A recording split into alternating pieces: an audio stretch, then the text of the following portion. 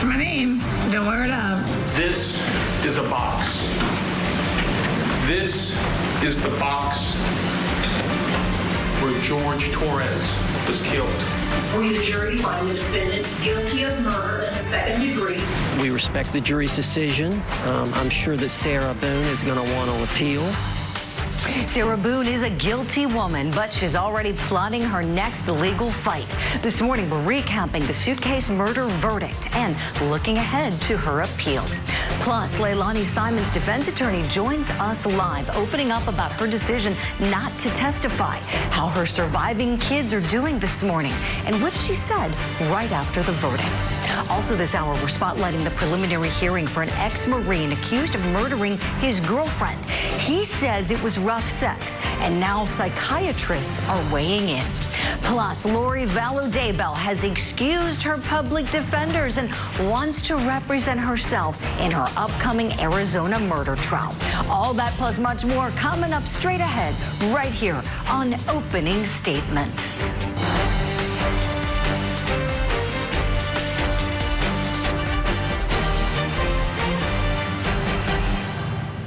Good Monday morning to you and welcome to Opening Statements. I'm your host, Julie Grant. We have a great show planned for you. We hope you're coming off a great weekend. So let's get started. Let's have you grab that cup of coffee or tea or hot water with lemon or whatever you like, what we do in the morning. It's time now for my opening statement.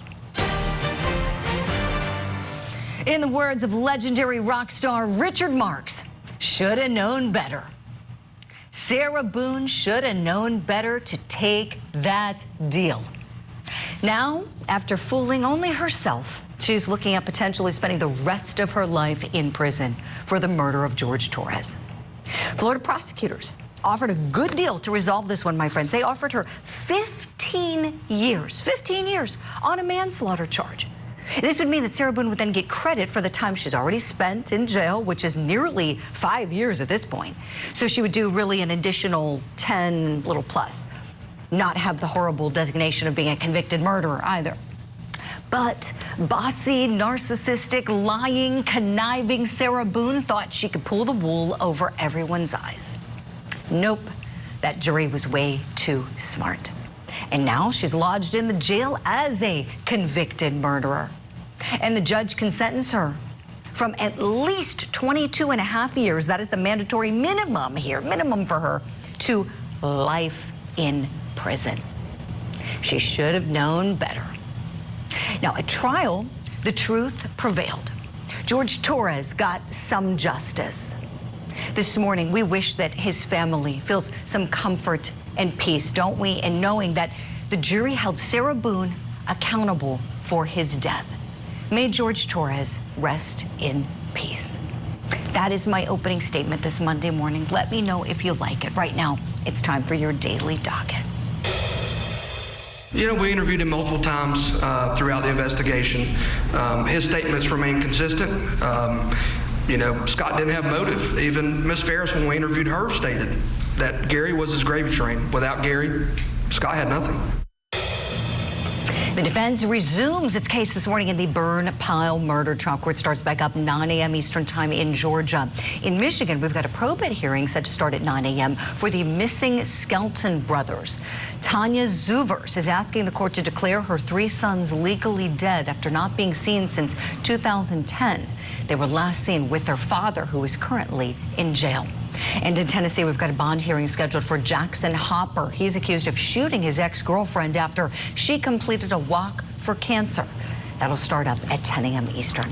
Now to our top story this morning. Sarah Boone convicted of murdering George Torres. Her attorney is already talking about her appellate journey and how she will likely be filing an appeal very soon. If you missed the decision on Friday night, didn't take that jury very long. Took them less than 2 hours. We, the jury, find the defendant guilty of murder in the second degree as charged in the information. So say we all, dated at Orlando, Orange County, Florida, on this 25th day of October 2024. The form has been signed by the court. Sarah Boone's sentencing is scheduled to happen on December 2nd. I want to welcome in Court TV legal correspondent Kelly Kraft. She was there in the courtroom watching all of this trial for us. And Kelly, let's start with the verdict, what it was like when the verdict was read. Well, good morning to you, Julie. Well, when the verdict was read, tensions were high inside the courtroom. The judge had made it very clear to everyone inside that courtroom, don't make any outbursts, because earlier in the day, when they played that cell phone video of George Torres inside that suitcase, his family members had some outbursts and crouched down in their seats and were hiding behind one another. Some were even covering their ears because they did not want to hear George Torres making a plea for his life. So tensions were high. Tensions even seemed to be high between the prosecution and the defense. At one time, the prosecutor saying to defense counsel, "Welcome to the big city." So this was interesting to see the dynamic between both of them. But we did have an opportunity to talk to James Owens after that verdict. So she had a big defense team. She had several people that were working on her case for the past 45 days because she had gone through so many attorneys. So James Owens stepped up and defended her, and he put on a really good fight talking about battered spouse syndrome. They believe that she's a battered spouse. Why don't we go ahead and listen to a bit of what he had to say right after the verdict. James, what's your reaction to the verdict? Just disappointed. Sarah's devastated. She's disappointed.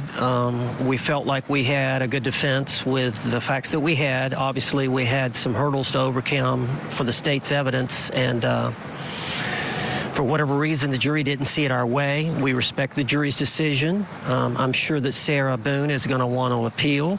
I believe that she does have potentially 2 or 3 good appellate issues. So the next thing in store is, I think we've got sentencing set for, I believe, Monday, December the 2nd at 1:30. And we intend to call Dr. Harper as a witness. Mr. Owens said that he was very surprised at how quickly the jurors came back with a verdict. And of course, he said that Sarah was shocked, Julie. Kelly, I'm curious, did you think when Sarah Boone was on the stand, did you think the jury was not believing her at the time, or was it hard to tell? You know, it's hard to tell. They were taking notes. They took so many notes throughout this trial, which kind of was a surprise to me that they came back as quickly as they did, because throughout the trial they were taking notes. I feel like they were listening to her story, but the things that really did her in, that suitcase video is just so hard to overcome. And then the state's rebuttal case, when they were really showing and painting this picture that she was at times the aggressor. So they were involved in this mutually abusive relationship. And so I think just the jurors felt like they both were just in this together. Sure. You wonder, because her personality on the stand, as we know, was far different than the personality we saw in all these years leading up to trial. And we knew she had very good counsel, as you pointed out. James Owens and his co-counsel did a tremendous job. Were those jury consultants sitting behind them? There were 2 ladies wearing suits, just about every, is that who was? No, they were part of the defense team. Okay. Lawyers? Yes. Yeah, okay. Interesting. So she had a big team that were working with her. Lawyers then. Yeah, one was one of the attorney's daughters. Okay. And so she was there, and she's a new attorney. So she's learning the ropes from her dad.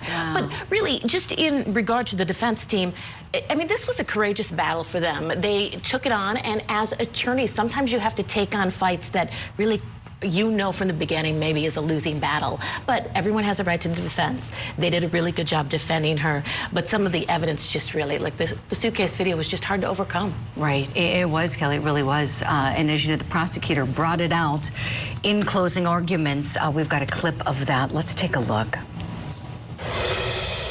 This is a box. This is the box where George Torres was killed.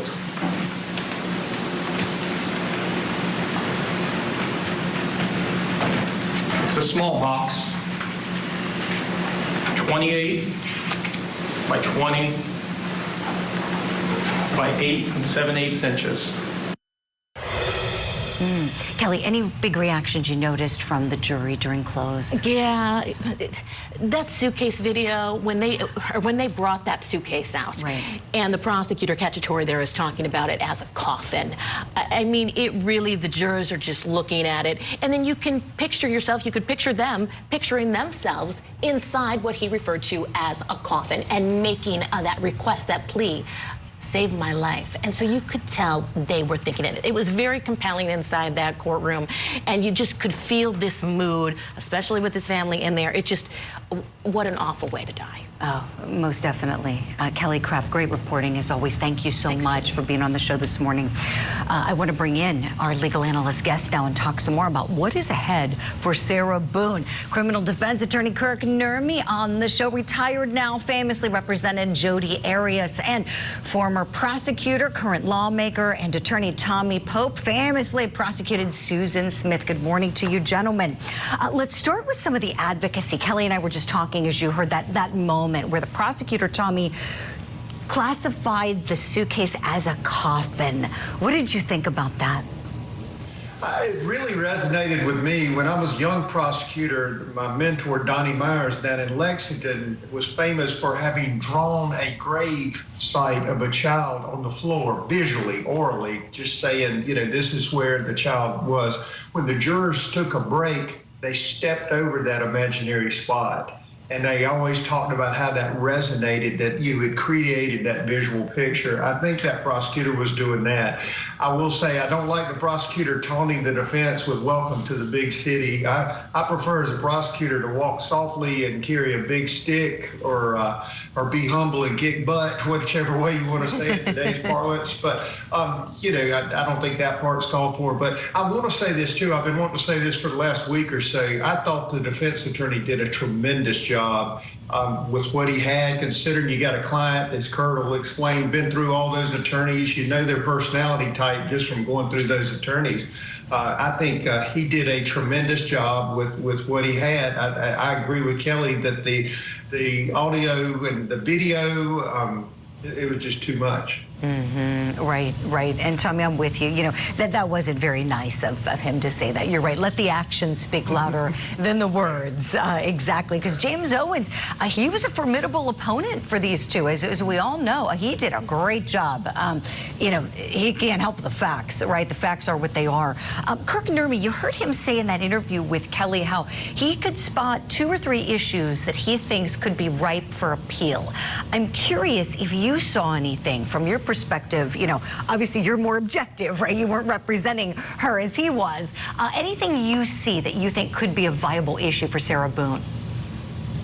I don't. I mean, you know, so people understand, appeals are based on legal rulings that motivate, say, for example, a wrongful conviction here. And I don't think there's anything here. I mean, I think sometimes when you're in it, when you believe a certain position, maybe a pretrial motion, something like that should have been granted, maybe she should have been given more time. Whatever he is asserting, he's going to believe that, and ultimately the appellate attorneys will take a look at it, right? That's why there's different attorneys, some to do trial, some to do appeals. And also keep in mind, you know, we talk about what a great job Mr. Owens did, but, you know, Sarah's going to have 2 shots at getting this conviction overturned. It's going to be the appeal, and it's going to be challenging the effectiveness of her counsel. And I guarantee you, as someone who dismissed 8 lawyers, once that pillow hit the bed after that conviction, as a narcissist or someone with narcissistic traits, she is looking at every avenue and will likely also confront the validity of her attorney's work. It's not going to be successful,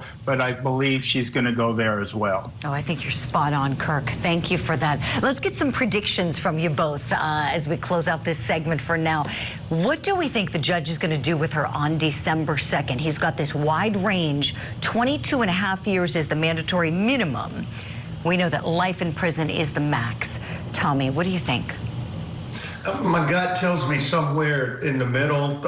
This was, you know, we talked about whether it's mutual combat or whatever you call it. This was a horrendous domestic situation on both sides. I think there is some mitigation there. I think that the judge will see that. I think, as a friend of mine said at the top of the hour, you should have taken the deal. But I was thinking about that, Julie. If she takes the deal, it's over and she has to go to prison and she doesn't get to be the center of attention. If you keep on with appeals and other things, I mean, some people, you know, their social media life is more important than their real life. And I think she should have taken the deal. She didn't. I think he'll land something maybe less than life, but significantly more than the minimum. Tell me, I love what you said there about, you know, it's like she wanted her 15 minutes of fame. Oh, Kirk Nermy, you know a little something about narcissistic clients who want that infamy. Let's talk about that. What do you think? Do you think, two-part question for you, Kirk, do you think that's why she went to trial? For the reasons Tommy stated, to kind of extend her time in the spotlight? And then also, what do you think the judge is going to give her? Yeah, I agree with Tommy. I mean, I think to some female defendants, image is more important than anything else. Remember her flyer before she got Mr. Owen. She was the oppressed. She was the victimized. She was what have you, right? She was an abused woman. She's going to carry that with her into the jail. But ultimately, I think she's going to carry it with her for the rest of her life. I kind of disagree with Tommy in that sense. I think there's plenty of reason we could call this a first-degree murder. There's some mitigation, no prior felonies, etc. But it would not surprise me if this judge sentenced her to life and/or a term of years which she could not survive. So I think she's going to carry that mantle of this abused woman in her own mind, and she's going to do it in prison for the rest of her life. Great analysis from you both. As always, Kirk Nermy, Tommy Pope, stand by, please. Coming up next here on Opening Statements. The central question in this case is how did Quentin Simon die? Where did Quentin Simon die? And in what manner did Quentin Simon die? Leilani Simon's defense attorney joins us live next to talk about the verdict. And later in the show, Cult Mom is requesting to represent herself in her upcoming Arizona murder trial. How will that tip the scales? No man is born evil. So you chose bad. On the next Interview with a Killer. You created the plan. I didn't actually shoot her. You did murder her, though. Yeah. So what's the difference? Did it occur to you that you have just gone from troubled teen to teenage murderer? What was the plan? She needed payback. Payback with her life? Interview with a Killer. New episode Sunday, 8/7 Central. Only on Court TV.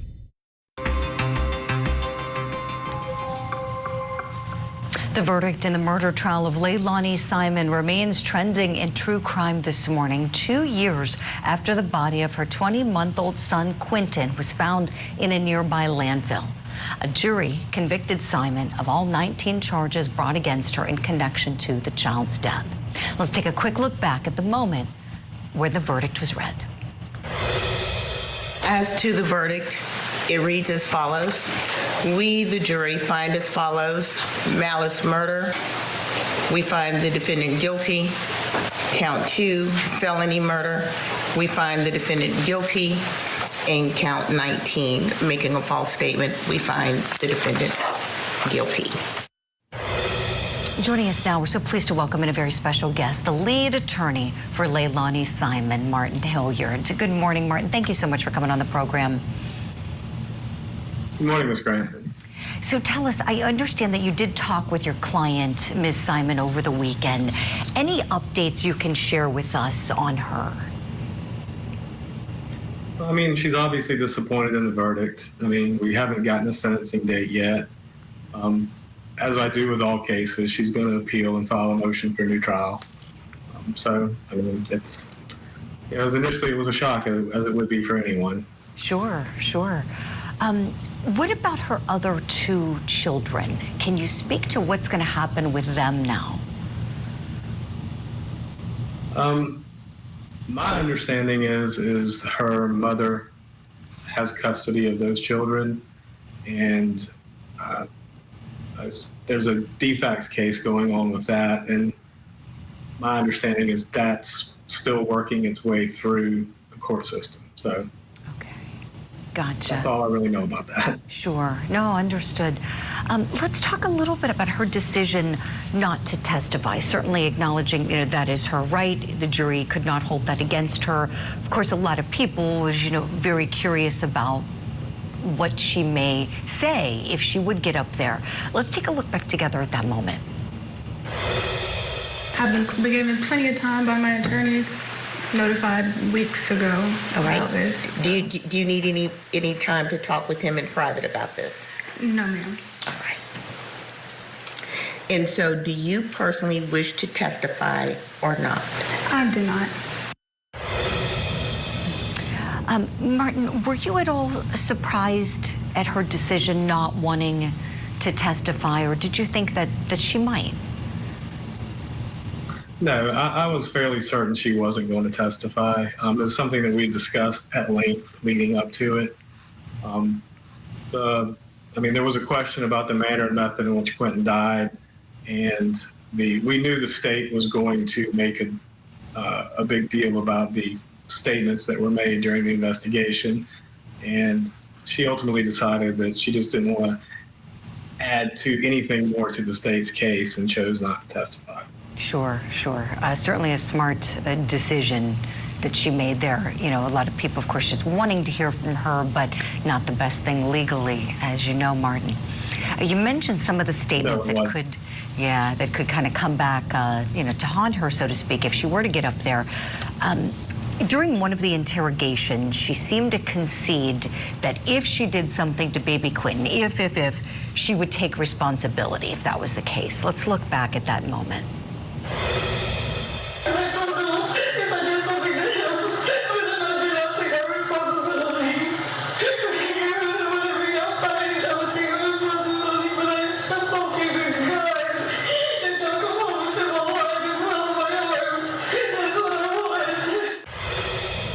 Martin, would you speak to this piece of evidence, please? Because many could watch this and interpret it as perhaps an admission of guilt there.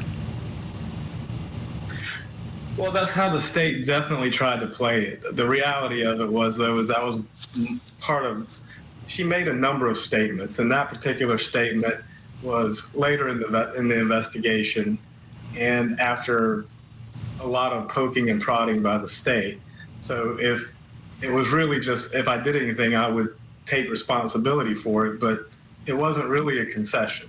I know it seemed that way in taking the excerpt out, that's the way it would seem, but her position was, as she said, that she would take responsibility if she did in fact do anything.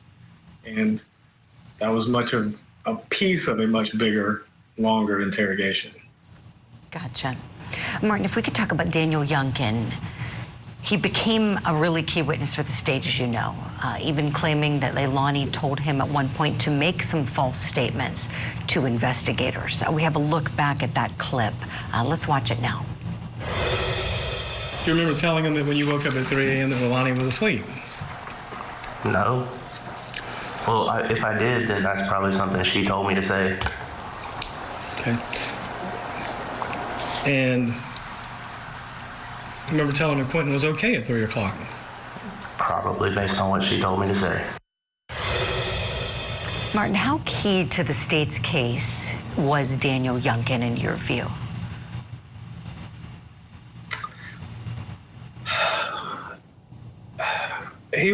I think he was a key witness for the state. I don't think he came across as likable as they would like him to. To be quite frank, the evidence was that he was in the room, he was high, he'd been doing drugs, the other children were in the room as well. And if it wasn't Leilani, it had to be him. And honestly, I'm still not convinced that either one of them did anything to Quentin. I understand the jury's verdict and we have to accept it for what it is, but there was just other evidence. But he was definitely key to them securing a conviction, that's for sure. So tell me, what other evidence are you referencing, Martin? Well, when the police officers first responded on October 5th, there was vomit, an overwhelming smell of vomit, according to Sergeant Stewart in that room, and there was vomit in the pack and play. I referenced it in my closings. It came out through Detective Lemons. It came out through Sergeant Stewart. And the one concerning thing for me was, Mr. Youngkin never one time mentioned that. It doesn't necessarily indicate foul play, which is what I had said. If we have to offer a theory, there are other theories other than something was done to Quentin. So, but it was important for the state to have Danny testify in the manner and method in which he did, and he was more than happy to do it, as you know from him doing the hotel audio and video recording and the wiretap. So, Martin, what's your theory on what happened to baby Quentin? It's exactly what I said in my closing. I honestly believe that these two were doing drugs, that the baby either got hold of the drugs or had some sort of other medical emergency. And no offense, drug addicts are gonna drug addict, and they one and or both of them may have done something to cover it up. But again, it's a theory. You know, it's just as good a theory as, you know, for no reason she killed her baby. Like I said, we respect the jury's verdict, but the reality of it is there's just as much evidence one way as there is the other of how Quentin Simon died. It's all about the advocacy, as you know, and you had very tough facts to contend with on this one, and did a fine job representing Ms. Simon. Attorney Martin Hilliard, thank you for your time. Thank you for coming on the program today. We hope to see you again sometime. Thank you very much, Ms. Grant. I appreciate it. Have a good day. You as well. Still ahead here on Opening Statements, we're spotlighting a man accused of murdering his ex-girlfriend during what he calls rough sex. We're breaking it down with a psychiatrist next. And Lori Vallow wants to get rid of her counsel and represent herself. How's that going to tip the scales in her upcoming murder trial?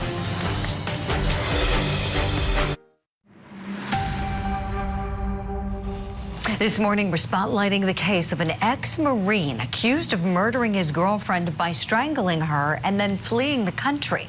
A judge ruled that Raymond McLeod will stand trial after a 3-day-long preliminary hearing last week. Famous psychiatrist Dr. Drew Pinsky testified in the hearing about the defense's theory of choking during rough sex. Now, before we get to that, Court TV's Matt Johnson has more for us on the background of this case. I remember that night when I got that phone call. I mean, this is, you know, I've been on the side where I had to give the message to parents. Sometimes I didn't want to give the message that the child has been murdered. And I'm on this side. The day her daughter was murdered was the day former police detective Josephine Wenzel came out of retirement. On June 10, 2016, 30-year-old Crystal Mitchell was found dead in a San Diego apartment. Crystal was in town visiting friends and traveling with a man that she recently met, a former Marine named Raymond, R.J. McLeod. There was nothing to alert her that he was a terrible person. What Crystal did not know is that McLeod had a disturbing history of violence against women. On June 10, 2016, the pair was drinking at a local bar, where a bystander witnessed McLeod slap Crystal. Shortly after, McLeod is captured on surveillance video, putting his hands around Crystal's neck and guiding her into the apartment, where her body would be discovered later that day. This strangulation was so violent that there were 3 separate fractures to her voice box. McLeod then took her car. Okay, that was Matt Johnson reporting there for us. I have a great guest standing by to help us analyze these actions of Raymond McLeod, his past history, and the expert testimony that came in during that hearing. I want to welcome in board-certified forensic psychiatrist, Dr. Carol Lieberman. Dr. Carol, good morning. It's great to see you. Good morning. Good morning, Julie. Oh, thank you. I want to start by playing a couple pieces of evidence for you from that preliminary hearing where the prosecution got to introduced 2 prior incidents of Raymond McLeod strangling 2 other different women during sex. Let's take a look. Evidence will show that it took several people to actually pull the defendant off Rachel and stop him from strangling her. They got him into the hallway, and he still tried to go after her and again started strangling her again. At that point, they were able to pull him off of her. They got him out of the house and called police. I said, yes, she could sleep in my room. She said she was scared. And he was very angry that Rachel was in the bedroom with me and demanded that she go and sleep in the bedroom that I had given them as a guest room. I unlocked the door and he was on top of her. She was gurgling, her lips were blue, she was no longer able to speak and was struggling to breathe. Oh my, okay, so Rachel is the defendant's ex-wife. And I kept thinking these clips were pertaining to two different women. The other two incidents that are coming into this as well, acts of domestic violence, are involving women besides Rachel. So this defendant has a history here. It seems that more than one person has reported violence with him as an intimate partner. Dr. Carroll, what does that say to you about Raymond McLeod? Well, first of all, it says that this is unlikely consensual sex, you know, that his idea of consensual rough sex is these women's idea and apparently more likely not consensual. I mean, you know, consensual rough sex, when that happens, and actually, you know, that really is typically for the women, it has to do with traumas that they had as a child that they are unconsciously recreating in agreeing to rough sex. But if you are going to have consensual rough sex, and you have to define ahead of time what that means, what that includes, and you have to have a safe word, so that if the woman says whatever you decide the safe word is, that the man knows to stop. None of this was present there. I mean, it certainly doesn't seem so. And it's with this history of his having been accused of domestic violence in the past, and divorces of his wife, and also the events of that day leading up to their going to bed. This is really helpful, Dr. Carroll. I want to show you a clip from Dr. Drew Pinsky's testimony. He was called as a defense witness to talk about how common strangulation is in intimate partner relationships and the dangers associated with it. Let's take a look. Using some way of restricting the airway to enhance sexual arousal and orgasm. And how common is that? Very common. 73% of sexually active college undergraduate women reported having been choked. Also reported that among male and female undergraduates with sexual experience, 43% had choked a partner. Dr. Carroll, what's your reaction to what Dr. Drew just shared? I disagree with that. Very common. I mean, first of all, the 73%, you know, yes, it is more common in younger people these days, like in college-age people. But, and that's because of a number of things. You know, one, as I was saying, women have had rape fantasies. The idea that I didn't want to do this, I gave in because, you know, I surrendered, but it was to this man who was I was so attractive that I overpowered him. I mean, I overpowered him in the sense that he did this to me. You know, he couldn't control himself, that kind of thing. Also, as I was saying before, it has to do with their, you know, childhood experiences that they associate or that were sexual, that they then are unconsciously drawn to repeat, but then it re-traumatizes them. But you know why there are more people? I mean, it's not like as common as Dr. Drew would have us believe, you know, not that everybody's doing it. But one of the things that really brought it into the consciousness was the movie, you know, 50 Shades of Grey. And the sequel. That's what made it look cool. You know, it made it seem like an everyday thing and like a cool thing, and that's what increased the popularity of it. Dr. Carroll, I believe it. I remember the hype when first it was the books that came out and everybody was rushing to buy the books, and then it was on the big screen. I can see that. I want to back up just a second. This is really fascinating what you're sharing. You shared that how research has shown that when women engage in rough sex with a partner, it's pertaining to their past trauma, trying to recreate traumatic history. Is it the same with male partners, or is it different? Well, It's different. I mean, well, there are things in a man's childhood too, or his life, that would make him want to be that aggressive with a woman. For example, you know, if he had felt that a woman, particularly that a woman like his mother, had been aggressive to him, obviously not sexually, but I mean, you know, that he had been controlled by a woman or women in his life. I mean, here he is, a Marine, and certainly he had his opportunities to express his aggression in a good way, in a socially, you know, positive way, protecting our country. But there's some, yes, there definitely is. If someone takes it that far, and at least two women, of course, they're going to bring women in who said that they had rough sex with him and they enjoyed it and they didn't get hurt. You know, that's nice, but that really doesn't reflect on this particular case. Maybe that's what happened then. But and you know what's also interesting is that this woman, when they were in the bar, this woman told, they met another Marine in the bar, and he protected her. You know, when he didn't like it when McLeod, he didn't like it when McLeod was trying to choke her or slapped her.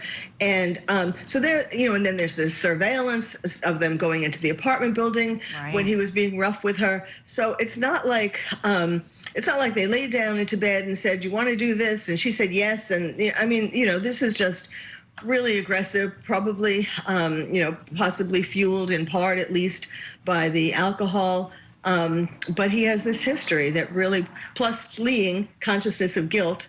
So I think this is, you know, clearly not just consensual rough sex. Dr. Carol Lieberman, we love your expertise on this program. We've got to have you back, as this case was held for court at that preliminary hearing, so it's moving on up in the system for trial. We'll talk about it again soon. Thank you so much. Be sure to follow Dr. Carol on social, and we'll see her back here soon. Coming up next here on Opening Statements, Lori Vallow returning to the headlines as she wants to go solo and represent herself. We are in Georgia for the trial of a wife who's accused of killing her husband and then burning his remains. We see the opportunity and the motive: money, sex, new life. Gary Ferris was a very prominent Atlanta attorney. It is common knowledge that they had affairs. Defendant murdered and desecrated her own husband. The Burn Pile Murder Trial. Live coverage today on Court TV. Are those cases going to be combined, or are they going to be done separately? Well, they are two separate cases, but they're going to be handled at the same hearing. Okay. Okay. So you can talk to your lawyer, but they are two separate cases, which means that you'd have two separate proceedings going forward if it goes to trial. Okay.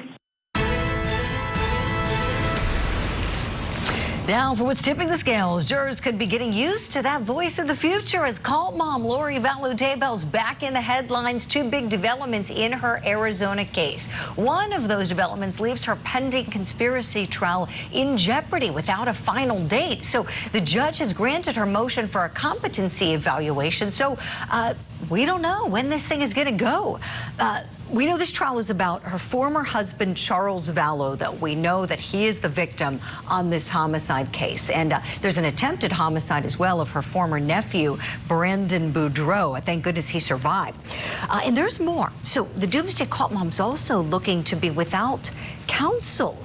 She wants to represent herself. So the court is going to wait and see what happens at that competency evaluation to then make a decision on the request to go pro se. Oh, so how could these recent developments tip the scales, and what does that trial look like? Let's bring in retired criminal defense attorney Kirk Nermy and talk about it. Kirk practiced in Arizona for many, many years. So cult mom Kirk, where do we start? Let's start first with her wanting to go pro se. Your thoughts on that? It doesn't surprise me at all. You know, earlier when we were talking about Sarah Boone, we talked about image, right? And image is going to be important to the female narcissistic defendant like Lori Vallow seems to be. And we also think about her legal situation, right? She's already been convicted. She's spending life in prison based on the convictions of Idaho.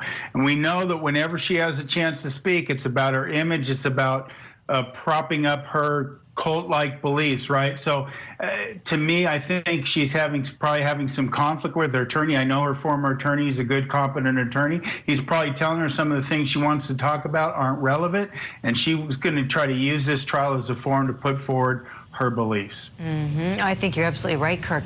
The competency is then this other issue, right? So now it's being called into question. She's going to be evaluated. Would you speak to what's going to happen in this process, the type of evaluation, the standard, kind of what we can expect as the, it seems that the docket is noting the judge saying they call it the Rule 11 process in Arizona.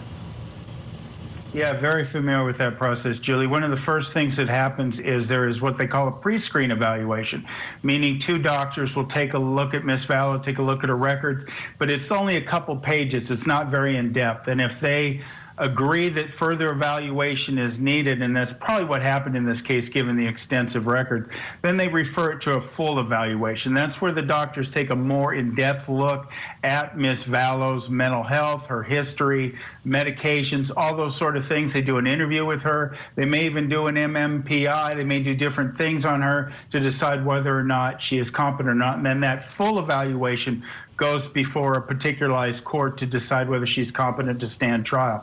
One of the things I think is important is we're not talking about insanity here, just so people don't get confused. We're not talking about insanity as a defense, what have you. We're talking about just the competency to stand trial. Right. Kirk, really appreciate that. Yeah, the here and now inquiry. You know, today, is she competent to stand trial? Thank you for making that distinction. People get that confused all the time with insanity, where we look backwards at the offense date. Tell me, Kirk, so noted in the court docket is that the withdrawal of that attorney you noted who serves at the public defender's office the court notes that what's going to happen now is she'll get counsel appointed through the Office of Public Defense Services. Is this kind of like a conflict counsel office in Arizona? If you're aware, is it one of those offices that will take cases if the PD's office is conflicted out? It is, Julie. So there's Maricopa County, a huge court system. There's 3 indigent defense services with attorneys working. And then what happens if there's a conflict?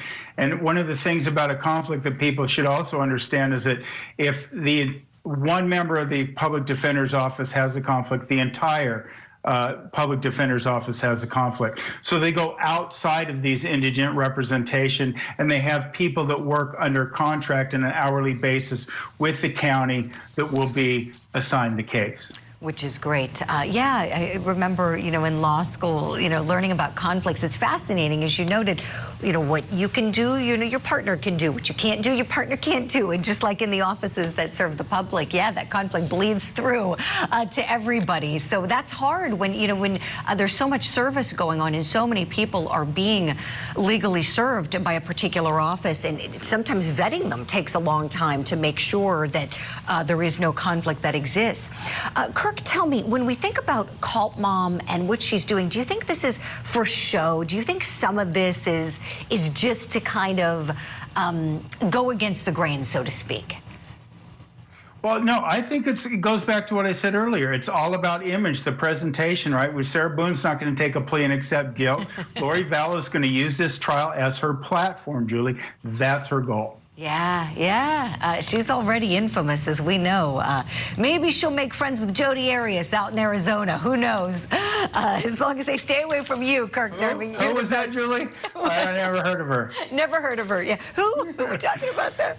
Sounds vaguely familiar, right? Oh, Kirk, thank you so much. We're going to let you get on with your day. Thank you for your time and your expertise. And we'll see you back here soon. And that is all for this episode of Opening Statements. Watch it again. Share it. Tell your friends about it. CourtTV.com is a place to do that. Click on the Shows tab.